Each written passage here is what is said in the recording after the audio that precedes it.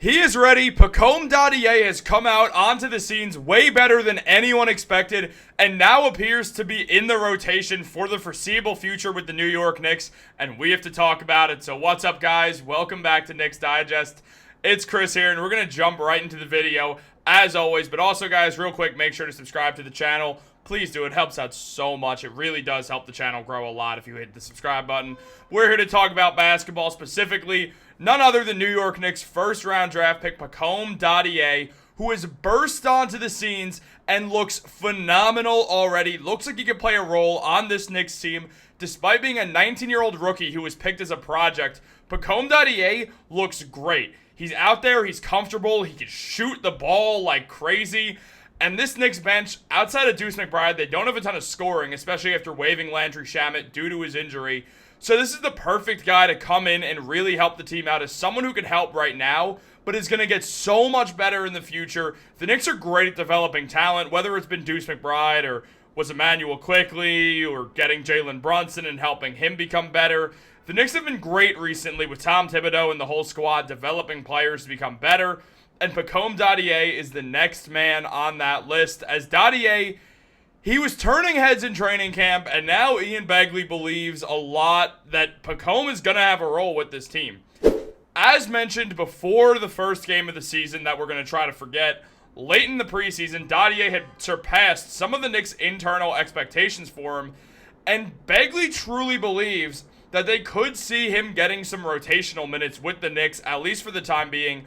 We know that Landry Shamet was supposed to be the Knicks guy. He was supposed to be the ninth man in the rotation, but he dislocated his shoulder, and the team decided to waive him because they frankly don't know when he's going to be back. We went through this with Julius Randle, and it turned out he was never going to play for the New York Knicks again, and no one knew that at the time, including Leon Rose and the New York Knicks. That was not planned. When Randle went down, the constant thought was, all right, we'll reevaluate him. We'll see if he's good enough.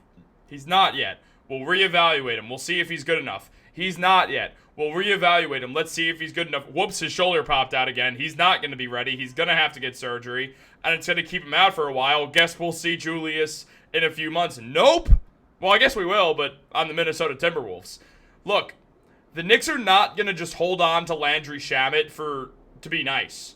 They will go out there and find someone else. It's why they're interested in Matt Ryan. It's why they've shown interest in Lonnie Walker and even Marcus Morris, though financially that would be difficult to do.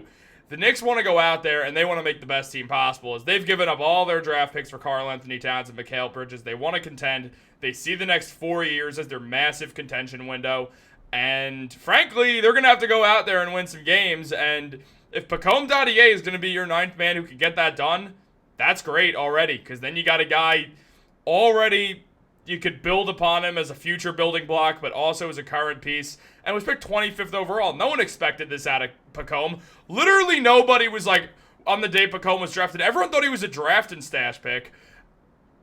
No one was like, yep, he'll be in the rotation. He'll be a great shooter off the bench day one.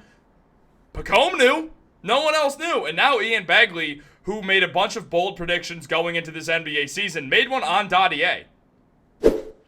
Now, Begley mentioned that Pacome will have a bigger role than anticipated this season, due in part to the Knicks' preseason injuries. That was his big prediction, and he said, even before those injuries, Dadiet's play had surpassed the expectations of some in the organization, as we already talked about.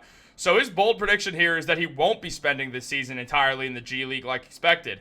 Begley believes that Pacome is going to have a role with the big club, particularly early on amid the injury issues. And it's also worth noting about the bench unit, as discussed, the Knicks are not going to go to a five-man bench unit, and Begley thinks the Knicks bench will benefit from the presence of Mikal Bridges, as Bridges will probably be the starter who's sharing the floor with the bench unit the most. It'll give him the opportunity to create with the ball in his hands and score often in the half court and flow and give them a true number one option while also having Deuce McBride out there. The problem is after that, you really go to who is going to be the rest of that bench. Well, right now it's Jericho Sims, who should be replaced with Ariel Hukporti.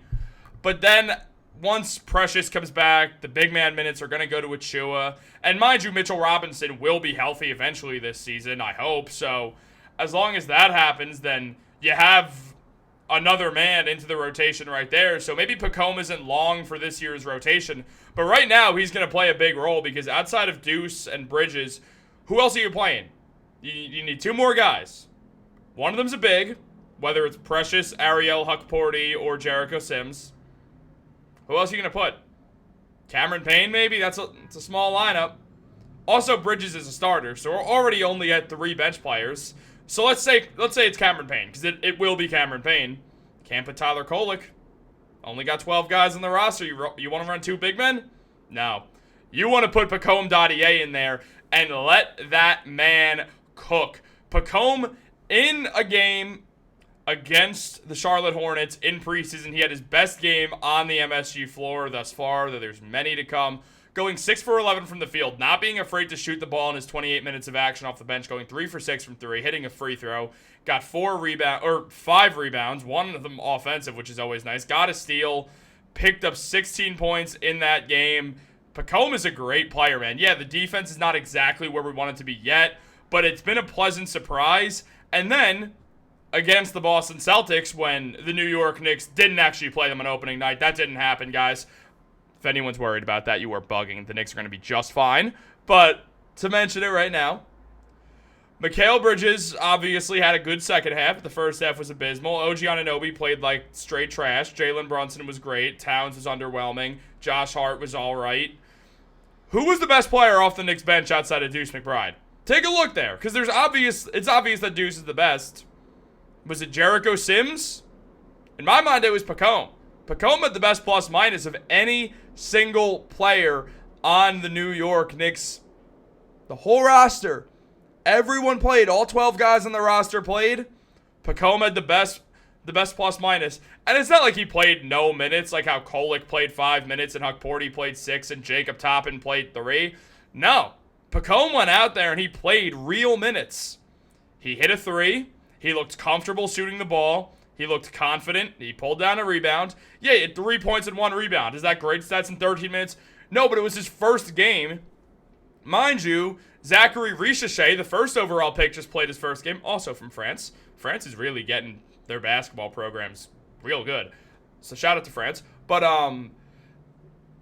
Richeche went 2 for 8. 1 for 4 from the field. 1 for 4 from 3. 2 for 4 from the line. Honestly, in 28 minutes, if Pacome did that, he probably would have had the same 7 points that Richeche had, except it probably wouldn't have taken as many shots. Am I saying Pacome Dadiet is better than Zachary Richeche? No, of course not. Why would I say that? What I am saying is Pacome Dadiet is probably pretty close to as good as Zachary. Now, I also will say I'm very low on Zachary. I think he's going to be the worst draft bust since Anthony Bennett. And I think had Anthony Bennett not been picked first overall, which he wasn't supposed to, he was supposed to be picked like 6th or 7th in 2013. And Nerlens Noel or Victor Oladipo were the more common first overall pick choices. So I know, real great. What a draft. Though Giannis did come out of that. And so did CJ McCollum. Did Rudy Gobert also come out? It got better as the draft went on. Outside the lottery, the draft was a lot better, though CJ was a lottery pick, so shout out CJ McCollum. Alex Len was a guy who was almost picked first overall.